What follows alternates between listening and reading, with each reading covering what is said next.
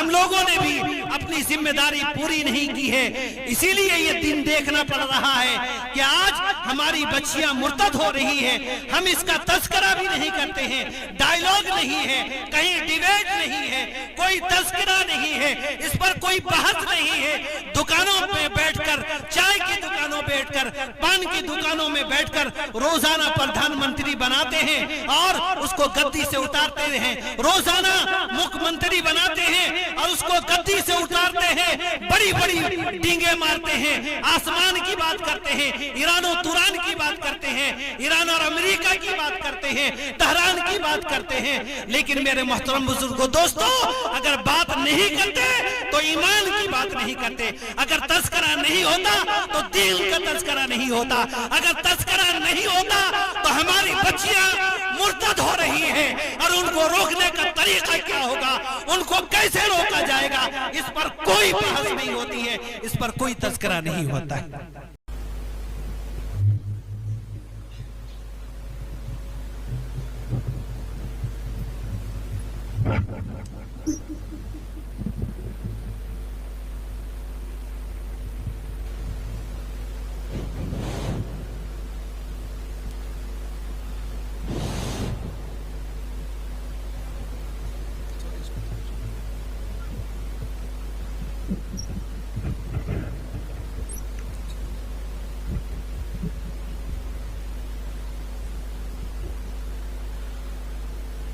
اللهم صل على محمد وعلى ال محمد كما صليت على ابراهيم وعلى ال ابراهيم، اللهم بارك على محمد وعلى ال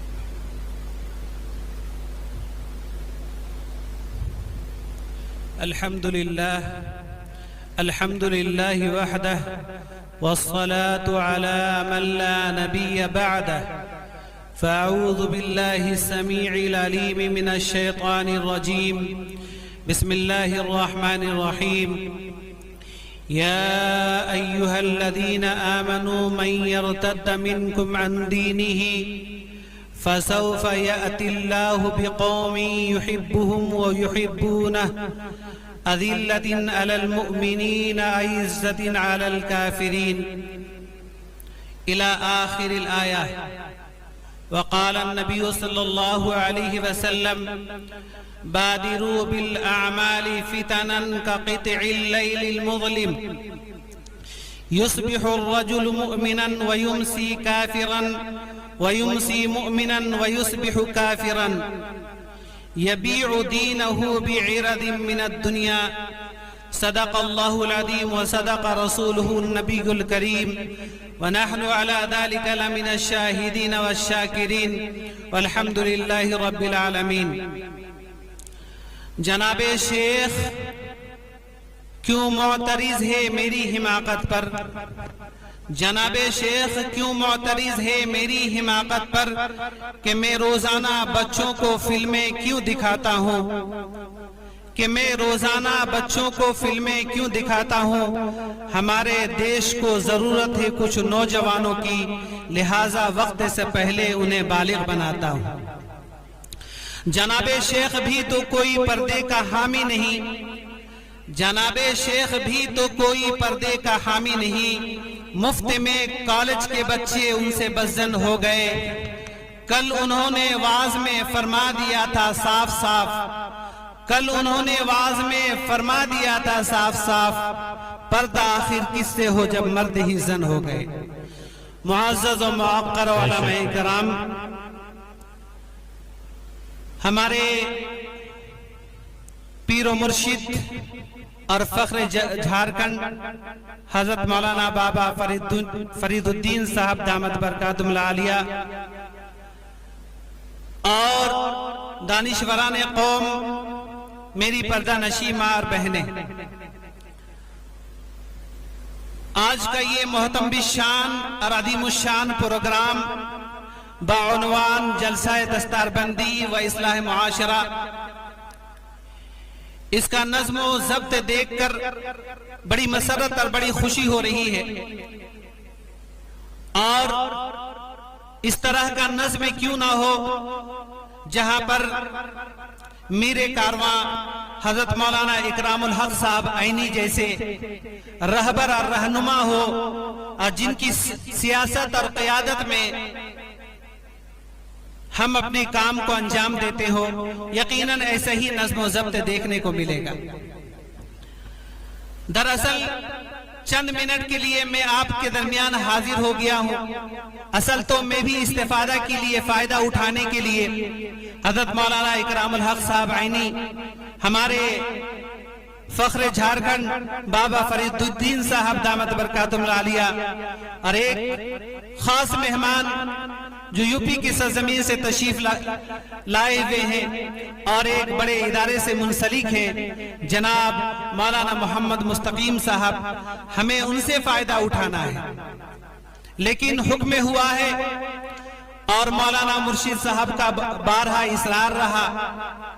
اس لیے میں حاضر ہو گیا ہوں آپ کے درمیان۔ بڑا اچھا لگ رہا ہے کہ آپ لوگ بڑی سنجیدگی کے ساتھ اور متانت کے ساتھ سن رہے ہیں، ورنہ بعض علاقوں میں جلسے میں جانا ہوتا ہے تو جب نعتیہ نعت پڑھتا ہے، شاعر شاعری کرتا ہے تو پورا مجمع بڑی توجہ کے ساتھ، بڑی سنجیدگی کے ساتھ سنتا ہے اور ایک جٹ ہو کر پورے دھیان کے ساتھ، پوری توجہ کے ساتھ، اور جب کسی مقرر کا نمبر آتا ہے تو اپنی ضروریات سے فارغ ہونے کے لیے چلے جاتے ہیں۔ لیکن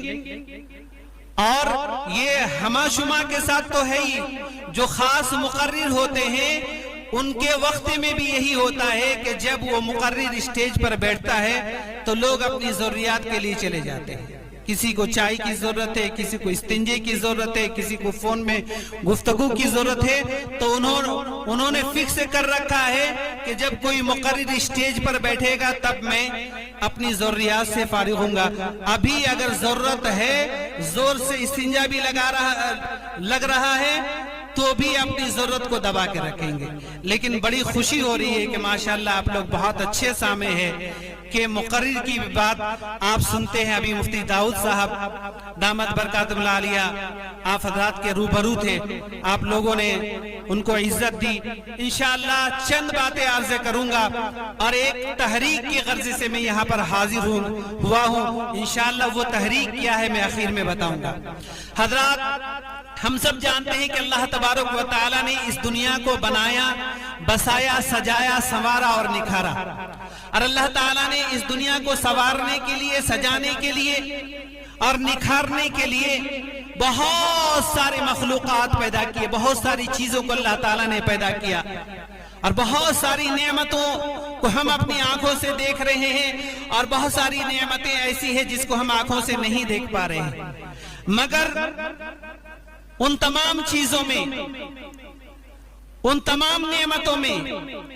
ایک نعمت اور ایک چیز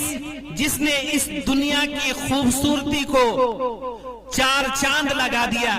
جس نے کائنات کے حسن کو دوبالا کر دیا، اس چیز کا نام ہے عورت۔ عورت کو اللہ تبارک و تعالی نے اس دنیا میں پیدا فرمایا، اور اس دنیا کو، جو دنیا پھیکی نظر آ رہی تھی، اللہ تعالیٰ نے عورت کے ذریعے سے اس دنیا کو جگمگایا۔ یہی وجہ ہے کہ حضرت آدم علیہ السلام جنت میں ہیں، جنت کے مزے لے رہے ہیں، ساری نعمتیں اللہ تبارک و تعالیٰ نے جنت کے اندر دے رکھی ہے، ایسی نعمتیں ما لا عین رات ولا اذن سمعت ولا خطر علی قلب بشر، نہ کسی آنکھ نے ایسی نعمت دیکھی، نہ کسی کان نے ایسی نعمت سنی، نہ کسی کے دل میں اس کا خیال و تصور گزرا۔ اللہ نے ایسی نعمتیں اللہ تعالیٰ نے حضرت آدم علیہ السلام کو جنت میں دے رکھی تھی، اور اللہ تعالیٰ ہر جنتی کو ایسی نعمتیں عطا کرے گا، لیکن پھر بھی حضرت آدم علیہ السلام کو تنہائی کا احساس ہو رہا تھا، خلوت کا احساس ہو رہا تھا۔ حضرت آدم علیہ السلام کے احساس کو اللہ تبارک و تعالیٰ نے محسوس کرتے ہوئے ماں حوا کو آپ کی بائیں پسلی سے پیدا فرما کر آپ کی خلوت اور آپ کی تنہائی کو دور فرما دی۔ حضرات، یہ عورت، اللہ نے وہ مقام و مرتبہ دیا ہے اس عورت کو، لیکن ایک وقت ایسا آیا کہ عورتوں پر ظلم کے پہاڑ توڑے جانے لگے، عورتوں سے نفرت کی جانے لگی، عورت کو ظلم کا مشکیزہ بنایا جانے لگا، جہاں دیکھا جائے عورت پر ظلم ہو رہا تھا۔ پھر ایسا وقت آیا کہ اسلام نے عورت کو مقام و مرتبہ دیا، عزت دیا۔ مذہب اسلام وہ مذہب ہے جس نے عورت کو اپنا مقام دیا، اس کو عزت دیا۔ دنیا کی کسی مذہب نے وہ عزت و مقام نہیں دیا جو مذہب اسلام نے عورت کو عطا کیا۔ چنانچہ جب عورت وہ کسی کی بیٹی ہوتی ہے تو ارشاد ہوتا ہے، میرے نبی جناب محمد رسول اللہ صلی اللہ علیہ وسلم ارشاد فرماتے ہیں کہ جس کی 2 بیٹی ہو اور اس کی پرورش کرتا ہو صحیح طریقے سے، اور پھر وہ بالغ ہو جائے، کل قیامت کے دن وہ آدمی میرے یوں قریب ہوگا۔ اللہ کے نبی صلی اللہ علیہ وسلم نے شہادت کی انگلی اور بیچ والی انگلی کے ذریعے سے اشارہ فرمایا کہ یوں قریب ہوگا۔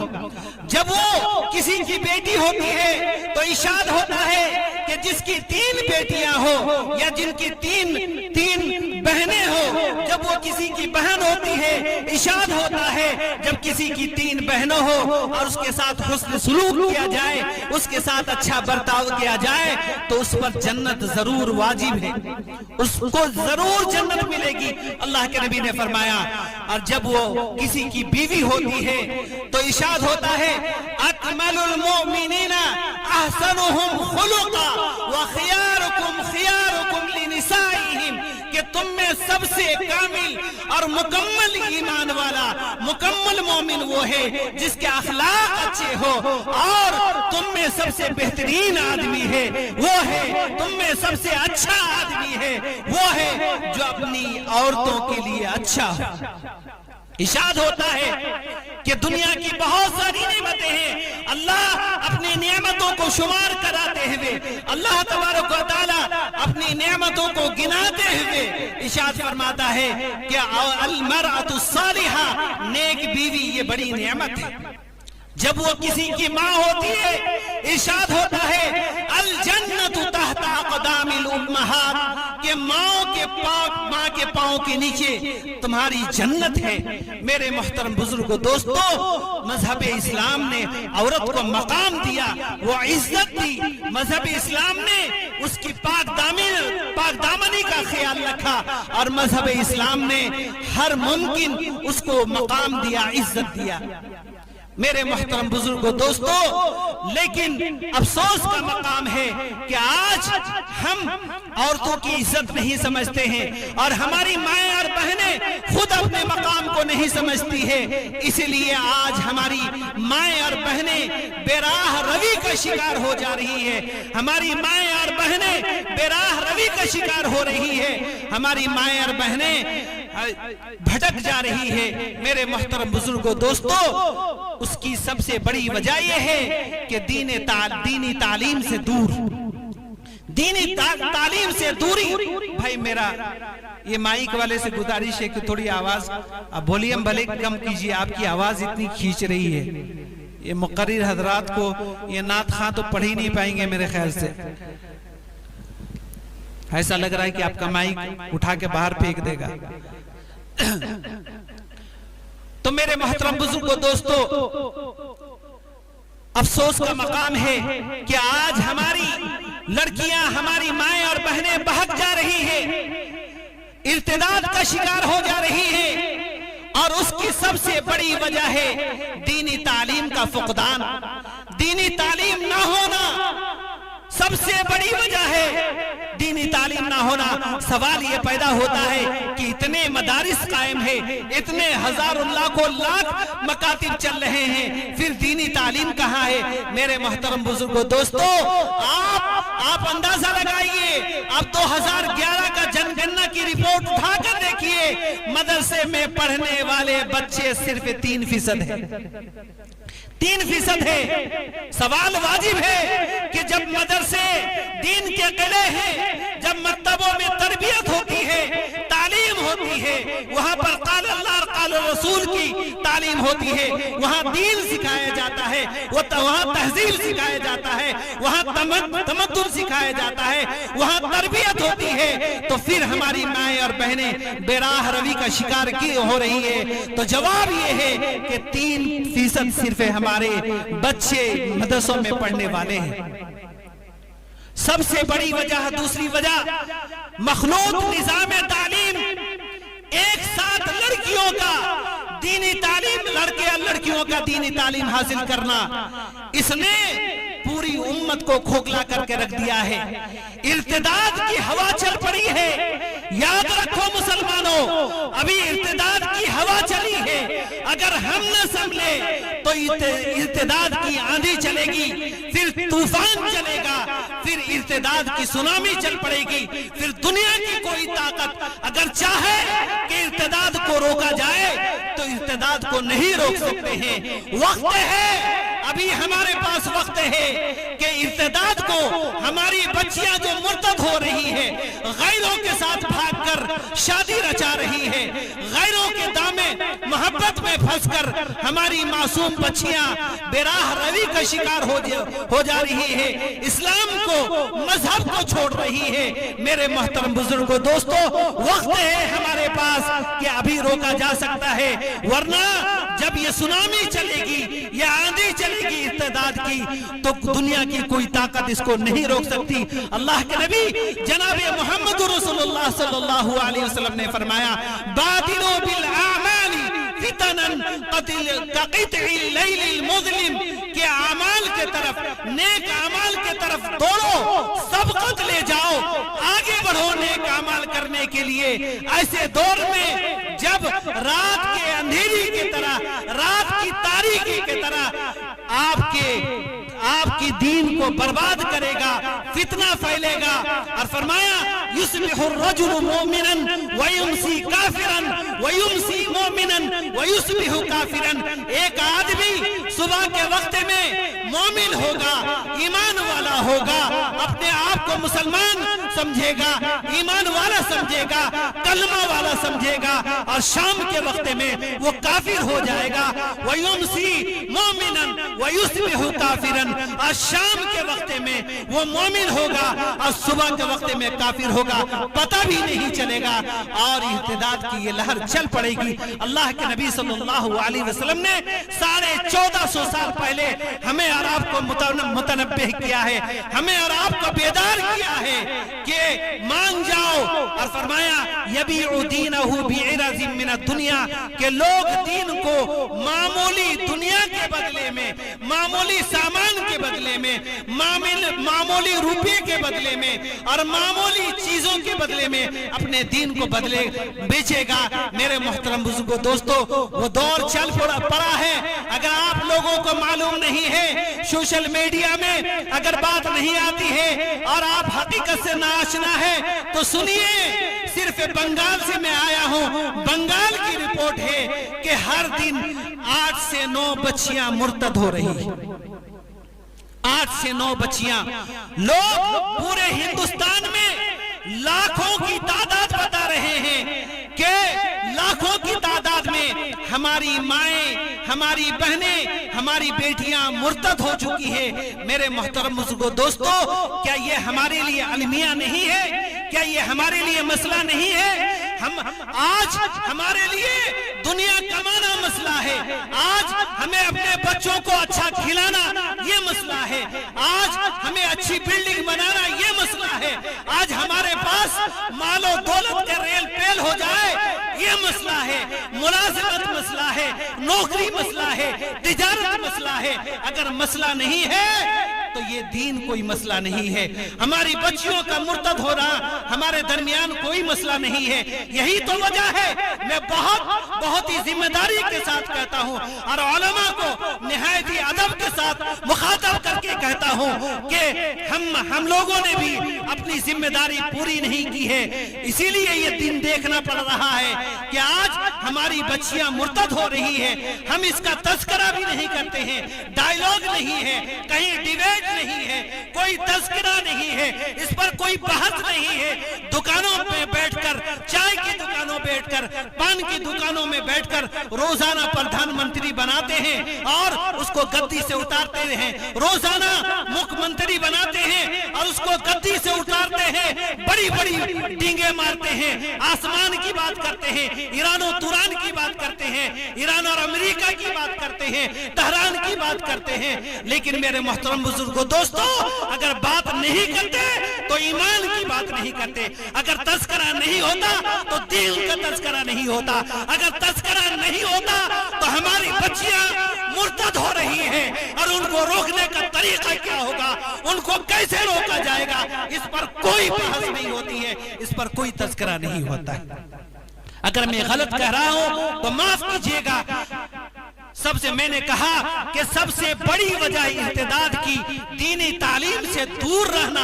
हम अपने बच्चों को, अपने बच्चे और बच्चियों को मौलाना साहब को बुलाकर ट्यूशन पढ़ा देते हैं, पढ़वा देते हैं, तो समझते हैं कि हमारे बच्चे दीनदार हो गए, हमारे बच्चे दीनदार हो गए। माशाल्लाह हमारी बच्ची ने कुरान खत्म कर दिया, बड़ी किताब खत्म कर दिया, बहुत फरफर उर्दू पढ़ने लगती है, इसलिए ईमानदार हो गई, दीनदार हो गई। मेरे मोहतरम बुजुर्गों, दोस्तों, नहीं, इससे काम नहीं चलेगा। अपने बच्चियों को, अपने बच्चों के तालीम के लिए मखलूत तालीम से हटकर बच्चियों का अलग इंतजाम कीजिए, बच्चों का अलग इंतजाम कीजिए। जब तक मुसलमान इस सिलसिले में आगे नहीं बढ़ेगा, और खास करके साहिब सरोवत अल्लाह ताला ने जिसे माल दिया है, याद रखना, मुसलमान इससे काम नहीं चलेगा।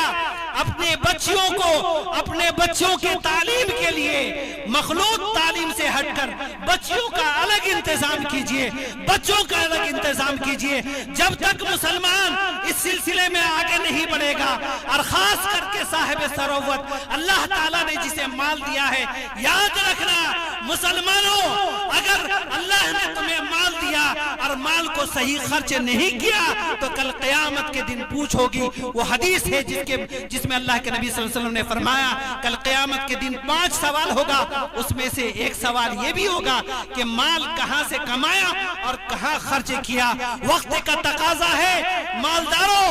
माल वालों, अल्लाह ने तुम्हें मालो नेमत से नवाजा है। वक्त का तकाजा है कि अपने बच्चियों को फिक्र करो और मखलूत तालीम से छुटकारा और निजात दिलाने के लिए, अपनी बच्चियों को मुर्तद से बचाने के लिए, इर्तिदाद से बचाने के लिए उनके लिए कॉलेज कायम करो, उनके लिए दीनी इदारे कायम करो, उनके लिए स्कूल कायम करो। मैं मुबारकबाद देना चाहता हूँ। इस वक्त हमारे स्टेज पर एक आलिम दीन हजरत मौलाना इकरामुल हक साहब ने ये पीड़ा अपने कंधों पर ले रखा है, ये बोझ अपने कंधों पर ले रखा है, और मैं देख रहा हूँ कि 10 साल से वो मेहनत कर रहे हैं कि हमारे बच्चे और बच्चियों की दीनी तालीम का अलग इंतजाम हो जाए। उन्होंने लोहरदगा में ये काम किया है, लेकिन हर ब्लॉक में ये काम करने की जरूरत है। अभी एक साहब बता रहे थे, मौलाना मुर्शिद साहब, के हजरत मौलाना अबुल कलाम आजाद साहब रहमतुल्लाहि अलैह जब झारखंड तशरीफ लाए थे, उसी वक्त से ये मामूल है कि यहाँ एक अंजुमन है, और वो अंजुमन, उसका काम क्या है कि लोगों में तालीमी बेदारी पैदा करना, लोगों में समाज सुधार के लिए काम करना, मुआशरे की इस्लाह के लिए, सोसाइटी की इस्लाह के लिए काम करना, लोगों के दुख दर्द में काम आना, ये अंजुमन का काम है। वो मौलाना मुर्शिद साहब बता रहे थे। हालांकि मैं भी वाकफियत रखता हूँ कि झारखंड में अक्सर जगह ये अंजुमन है, लेकिन अंजुमन वाले अगर मेरी बात सुन रहे हैं तो इसको नोट कर लीजिए, और ये बात सरसरी तौर पर नहीं, बल्कि इसको अपने दामन में, अपने दिल में जगह दीजिए, इसको सुनहरे अल्फाज से लिखिए कि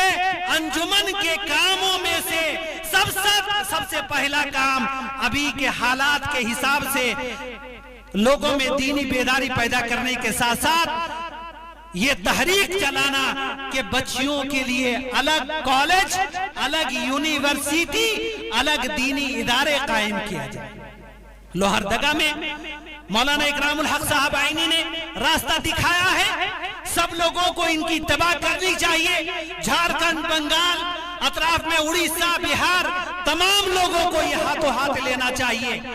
بعض علاقوں میں رانچی میں شہر میں کچھ ایسے ادارے الحمدللہ کھلے ہیں ابھی 2-4-5 سالوں کے اندر جہاں پر بچوں کی الگ تعلیم ہو رہی ہے اور دینی تعلیم دنیاوی تعلیم کے ساتھ ساتھ اعلیٰ تعلیم کے ساتھ ساتھ دینی تعلیم بھی ہو رہی ہے. اچھی بات ہے لیکن اس کو ہر بلاک میں کرنے کی ضرورت ہے, ہر علاقے میں کرنے کی ضرورت ہے. میرے بھائیوں, میرے پاس بنگال سے جو رپورٹ آتی ہے, ایک جج صاحبہ ہے جو ریٹائر ہو چکی ہے, غیر مسلم ہے, وہ بیچاری میرے پاس روزانہ اپڈیٹ دیتی ہے بنگال میں کہاں کہاں کتنی بچیاں مرتد ہو رہی ہے. کیا یہ ہمارے لیے مسئلہ نہیں ہے؟ خدا کی قسم اگر میں سچ کہہ رہا ہوں اور اگر بڑی بات نہیں کہہ رہا ہوں, علماء کے درمیان یہ بات کہہ رہا ہوں, وقت کا سب سے بڑا تقاضا اس وقت یہ ہے کہ اپنے بچیوں کو ارتداد سے بچاؤ. آپ کو معلوم ہے RSS والے ہندوتوا تنظیمیں کس طرح سے ہماری معصوم بچیوں کو, ہماری معصوم بیٹیوں کو, ہماری معصوم بہنوں کو پھنسانے کے لیے لو جہاد اور بھگوا ٹرپ چلا رہے ہیں. بھگوا ٹرپ کے نام پر انہیں ملازمت کا لالچ دیا جا رہا ہے, انہیں گاڑی اور بنگلہ دینے کا لالچ دیا جا رہا ہے کہ تم ایک مسلم بچی کو پھنساؤ گے اپنی دام محبت میں تو تمہیں گاڑی بھی ملے گی, تمہیں بنگلہ بھی ملے گا, تمہیں ملازمت بھی ملے گی, تمہاری سرکاری نوکری بھی ہوگی. میرے محترم بزرگوں, دوستو, کس طرح تحریک چل رہی ہے. ہم کب بیدار ہوں گے؟ وہ یہ تحریک چلا رہے ہیں کہ ہماری بچیوں کو برباد کیا جائے, ہمارے بچیوں کو دین اسلام سے پھیرا جائے, ہماری بچیوں کو اسلام سے دور کیا جائے. اور کیا ہماری یہ کوشش نہیں ہونی چاہیے کہ ہم ان کو جہنم سے بچائیں؟ کیا یہ کوشش نہیں ہونی چاہیے کہ ہم ان کو ارتداد سے بچائیں؟ مگن ہے دنیا والے, جماعت والے جماعت میں مگن ہے, مدرسے والے مدرسے میں مگن ہے, امام صاحب مسجد میں مگن ہے, خانقاہ والے خانقاہ میں اللہ اللہ کر رہے ہیں. ارے بھائی میرے, اگر ارتداد کی ہوا چلی تو ہمارا گھر بھی نہیں بچے گا, ہمارا بھی گھر نہیں بچے گا, عالموں کا گھر نہیں بچے گا, ولی کا گھر نہیں بچے گا, قطب ابدال کا بھی گھر نہیں بچے گا. وہ جو خانقاہ میں بیٹھ کر صرف اللہ اللہ کر رہے ہیں, ان کا بھی گھر خدا کی قسم نہیں بچے. آپ سمجھتے کیا ہے؟ اس کو معمولی سمجھ رہے ہیں؟ یہ تحریک کوئی معمولی تحریک ہے اور کتنا گپچپ طریقے سے, کتنا جو ہے پوشیدہ طریقے سے اس تحریک کو چلا جا رہا ہے کہ ہمیں بھنک بھی نہیں ہے. وہ لوگ جو سوشل میڈیا میں بہت زیادہ ایکٹیو ہیں نوجوان, وہ سن لیتے ہیں, دیکھ لیتے ہیں, بس دیکھنے تک, مزہ لینے تک محدود رہتے ہیں, کسی کو فکر پیدا نہیں ہوتی ہے. باقی جو لوگ بیچارے پرنٹ میڈیا سے, الیکٹرانک میڈیا سے, سوشل میڈیا سے نہیں جڑے, ان کو تو پتہ ہی نہیں چلتا ہے کہ دنیا میں کیا ہو رہا ہے. اس لیے وقت کا اہم تقاضا ہے کہ اپنے بچیوں کو بچاؤ, اپنے بچیوں کو بچاؤ, ورنہ کل قیامت کے دن یہی بچیاں آپ کے خلاف گواہی دے گی, یہی بچیاں آپ کے خلاف حجت ہوگی, آپ کے خلاف کھڑی ہو جائے گی. قرآن کریم میں اللہ نے فرمایا ربنا انا اطعنا سادتنا وکبراءنا, یا اللہ یہ ہمارے بڑے تھے, یہ ہمارے گارجن تھے, یہ ہمارے سرپرست تھے, یہ ہمارے ابا جان تھے, یہ ہمارے چچا جان تھے, یہ ہمارے بڑے بھائی تھے, یہ ہمارے چچا تھے, یہ ہمارے ماموں تھے, یہ ہمارے سرپرست تھے. یہ ہمیں جس طرح کہتے تھے ہم اس طرح کرتے تھے, ہم ان کی اطاعت کرتے تھے, ان کی فرما برداری کرتے تھے. ہم تو سمجھتے تھے کہ ہمارے بڑے ہیں, یہ ہمارے مربی ہے, یہ ہمارے مشفق ہے, یہ ہمارے کرم فرما ہے, اس لیے ہم ان کی ہر بات مانتے جاتے تھے, جو کہتے تھے وہ کرتے تھے. لیکن یا اللہ انہوں نے کبھی ہمیں دینی تعلیم نہیں دیا, انہوں نے کبھی ہمیں اخلاق کی تعلیم نہیں دیا, انہوں نے کبھی ہمیں جنت کا راستہ نہیں بتایا, انہوں نے ہمیں ارتداد سے نہیں روکا, انہوں نے مخلوق تعلیم سے نہیں نکالا, انہوں نے ہمارے لیے کوئی الگ سے کالج یا اسکول یا دینی ادارے کا انتظام نہیں کیا، وہ بچی کہے گی، وہ بچہ کہے گا ربنا آتہم ضعفین من العذاب والعنہم لعنا کبیرا، یا اللہ ہمیں تو آپ عذاب دیں گے، ہمیں تو آپ سزا دیں گے، ہم تو مجرم ہیں، ہم اعترافی مجرم ہیں، ہم اقرار کر رہے ہیں، ہم اقراری مجرم ہیں، ہم سے تو غلطی ہوئی ہے، ہم سے تو خطا ہوئی ہے، ہم سے بڑا گناہ ہوا ہے، یا اللہ ہمیں تو آپ سزا دیں گے، لیکن یہ جو ہمارے گرو گھنٹال ہے، یہ جو ہمارے سرپرست بنے بیٹھے تھے، جن کی ہم اطاعت کرتے تھے، یا اللہ آتہم ضعفین من العذاب، اللہ انہیں 2 گنا عذاب دیجئے، ان کو 2 گنا سزا دیجئے، والعنہم لعنا کبیرا، یا اللہ ان کے گلے میں لعنت کا توق ڈال دیجئے، تاکہ میدان حشر میں کائنات دیکھے، پوری دنیا کے لوگ دیکھے کہ انہوں نے اپنے بچوں کے ساتھ، اپنے بچیوں کے ساتھ کس طرح کا معاملہ کیا، انہوں نے کبھی دین کی دعوت نہیں دی، انہوں نے ارتداد سے نہیں روکا۔ اس لیے میرے محترم بزرگوں، دوستو، یہ پیغام لے کر حاضر ہوا ہوں کہ اللہ نے جن کو بھی موقع دیا ہے، اللہ نے جن کو بھی مال و دولت سے نوازا ہے، یہاں سے تحریک لے کر جائیے اور یہ فکر لے کے جائیے، ارادہ کر کے جائیے۔ ایک آدمی بھی انشاءاللہ اگر اس مجمع میں تیار ہو گیا اس بات کے لیے کہ میں انشاءاللہ بچیوں کے لیے یا بچوں کے لیے دینی ادارہ جہاں پر اچھی دینی تعلیم بھی ہو، دنیاوی تعلیم بھی ہو، ایسا اسکول یا کالج یا یونیورسٹی قائم کروں گا، ایک آدمی بھی اگر تیار ہو گیا تو انشاءاللہ مجھے اللہ کے ذات سے امید ہے اللہ نے اس مجمع کو قبول کر لیا، اس جلسہ کو قبول کر لیا، انبوا والوں کو قبول کر لیا، مدرسہ شمس العلوم کے محتمم، ان کے مدرسین، ان کے صدر مدرسین، ان کے ذمہ داران، معاونین اور ان کے سرپرست، سمجھو اللہ نے سب کو قبول کر لیا۔ میرے محترم بزرگوں، دوستو، وقت محدود ہے، اصل تو پروگرام جلسہ دستار بندی کا تھا، میں اس موضوع پر کچھ بھی نہیں بول سکا، اللہ مجھے معاف فرمائے۔ میں باقی مقررین سے گزارش کروں گا کہ اس موضوع پر ضرور بولے، چونکہ مجھے یہ بہت اہم بات کہنی تھی، میں بنگال سے یہ بات لے کر آیا، مجھے جو رپورٹیں آتی ہے تو دل دہل جاتا ہے اور گھبراہٹ طاری ہو جاتی ہے کہ یا اللہ کیا ہو رہا ہے۔ اس لیے میں گزارش کروں گا، پھر تمام علماء سے بھی گزارش کروں گا کہ مشورہ کیجئے، مولانا اکرام الحق صاحب کی سرپرستی میں ہم لوگ جگہ جگہ اس تحریک کو چلائیں۔ اللہ تعالیٰ سے دعا ہے کہ اللہ تعالیٰ آج کی اس پروگرام کو بھی قبول فرمائے، اللہ دین دنیا رات چگنی ترقی عطا فرمائے، ان کے مدرسین، معاونین، مخلصین، انبوا والے تمام نوجوان خواتین کو اللہ تعالیٰ قبول فرمائے، اسٹیج پر جو حضرات بھی تشریف فرمائے اللہ تعالیٰ ان کو بھی قبول فرمائے، ان سب کے آنے کو قبول فرمائے۔ وآخر دعوانا ان الحمدللہ رب العالمین۔ اب مائک صحیح کر دیجئے، ہے نا، چلے ہم لوگ کا چل گیا، ایسا مولانا اکرام الحق صاحب کے ٹائم میں مائک خراب کر دینے سے بھی چلے گا، ان کی آواز الحمدللہ بہت بلند ہے۔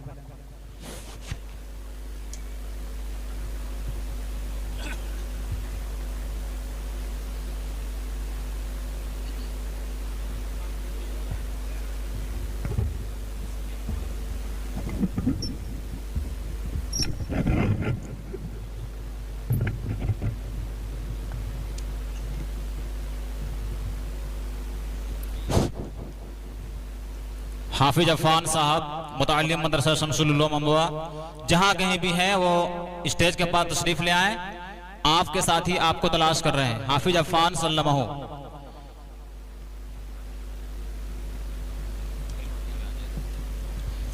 معزز سامعین، ابھی ہمارے اور آپ کے درمیان جناب حضرت مولانا مفتی خورشید سلیمان صاحب تشریف فرما تھے اور بہت ہی قیمتی باتوں سے ہم سامعین کو مستفیض